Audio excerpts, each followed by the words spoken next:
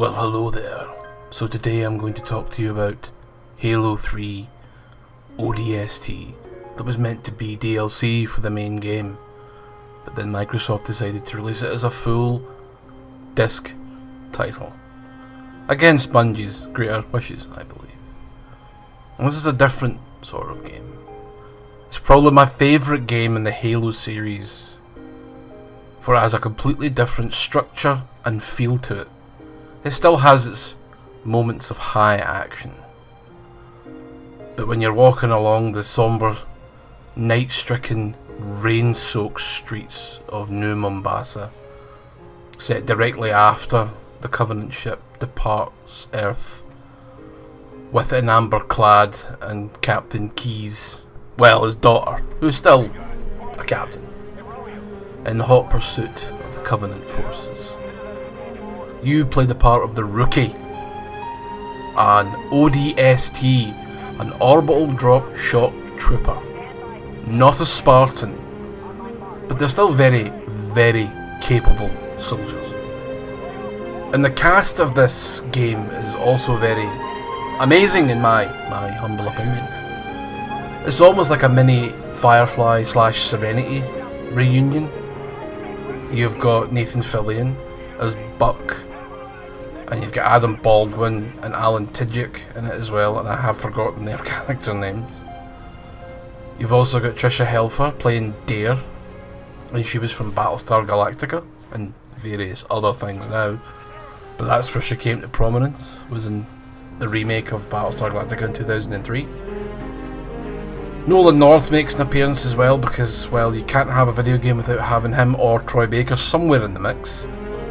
You have to have one or the other. I think it's written into game law somewhere. Voice acting law. They must be present in some capacity. Great, just what you wanted. The game was originally released on the Xbox 360 on September 22nd, 2009, some 2 years after the Halo 3 was released. It was originally going to be called Halo 3 Recon, but it was renamed to Halo 3 ODST at some stage in its development. Developed by Bungie Studios. And it was a full price game, as I've said before. But where this game differs from the others is it's got a hub-based style of gameplay.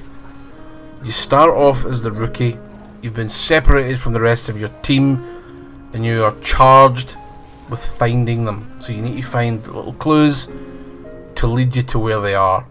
And when you find each said clue, you will get the mission that they partook in to lead them to where they are now. So you'll find Buck's helmet, and you'll play Buck's mission up to the point of where he is at night time 5 hours later. And you'll do this for all your team members. It's brilliant. I love walking through the city streets at night, evading or tackling Covenant forces as you see fit. It's a very sombre experience, very different from what we've ever had in Halo, and we've never had anything close to this again. I'm hoping Halo Infinite has something like that, because I believe Halo Infinite has got a day and night cycle. I could be wrong, they could change it, but I'm hoping we're going to get moments like this walking through the Halo at night. Less things going on, less things happening, a beautiful soundtrack, and this game has got a beautiful soundtrack as well.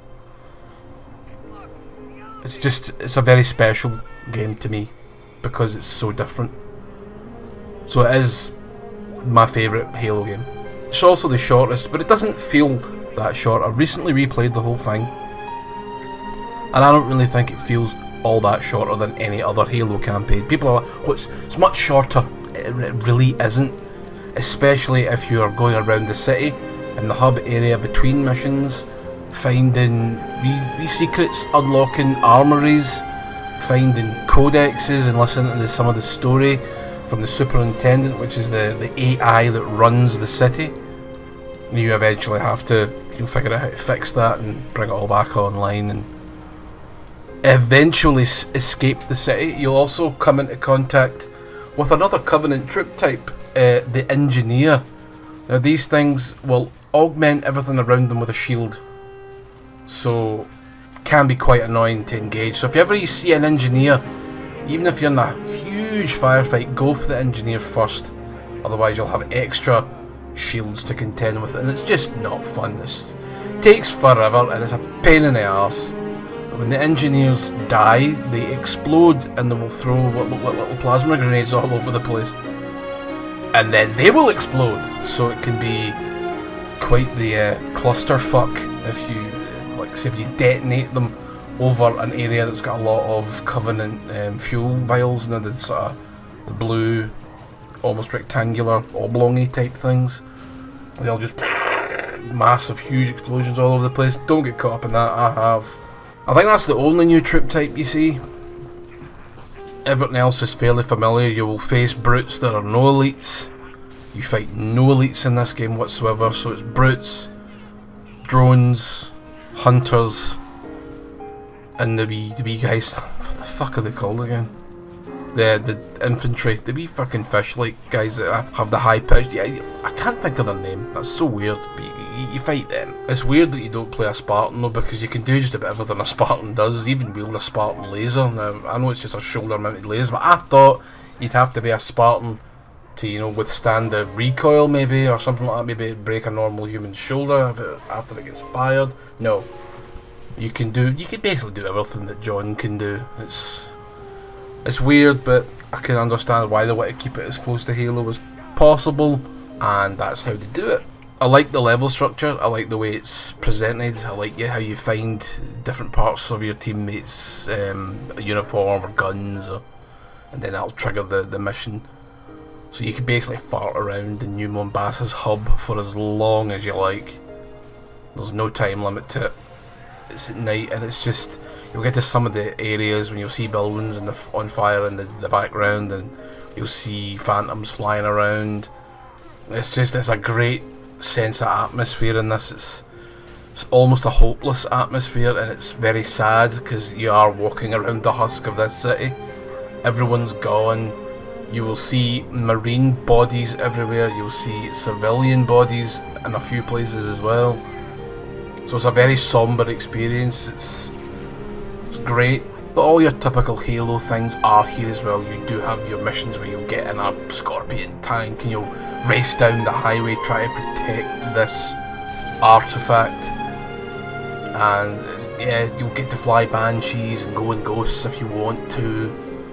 There's a couple of areas in the game where you'll have to face off against waves enemies, which isn't terribly fun. I found that the game sort of stuck here at parts, and I wasn't as good at those bits, because you can get overwhelmed very, very easily. You're not as powerful as a Spartan, and you will die a lot quicker than a Spartan. Another thing I'm critical of the game is the way that the damage is taken. The minute you start taking damage, the screen goes completely bright red, and you can think you're taking a lot more damage than you actually are. You do have a life bar, you don't have shields, you will need to find med packs to replenish your health. So it's got this sort of more old school feel to it, the way the original Halo was, which can be good and can be bad. You can die very, very easily, but I think you can die very, very easily no matter who you're playing and what Halo game you are playing with. You will see some absolutely brilliant set pieces, some amazing sights in the background, so just keep an eye out for them. And yeah, it's just a fantastic game, man. I recommend not just every Halo fan play it, because you probably have if you're a Halo fan at this point, but I recommend any big FPS fan should pick this up. You'll get it in the 360, probably for buttons. It's a download only for the Master Chief Collection, so there's no next gen physical version, unfortunately, which is the same for Reach, which we will review next, which is a bit of a shame. But you still can get a physical version if you want, and even with the 360 version you can't play it on the Xbox One with backwards compatibility. But I recommend you just pick up the Master Chief Collection and get the download, unless you must have a physical copy of the game, which I understand. I'm a big physical collector of the video game medium, and well, every medium really. So if you must have it, you'll need to double dip, unfortunately. And unless that doesn't bother you, unless not having the remaster bothers you, you don't need to double dip. Same game. You will get 2 lots of achievement sets though if you buy both copies. I think the digital version was around £7. I could be wrong. Reach was £7, so it's not expensive. you'll maybe be able to get. I reckon you'll probably be able to get both copies of Halo ODST for under a tenner, or round about that. So it's not as if the double dipping's going to have this massive fucking bank drain on you. It's only a few extra pounds, so whatever you want to do, really. And if you enjoyed this video, if you listened to it all the way through, God help you, no, I'm joking. If you listened to it all the way through, please give me a wee like and subscribe and hit that bell icon so you will get all my future projects straight to your door. Good night.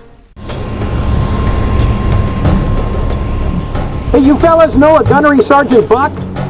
Sure do. Patching him through. Glad you boys are safe and sound. Well, likewise, Gunny.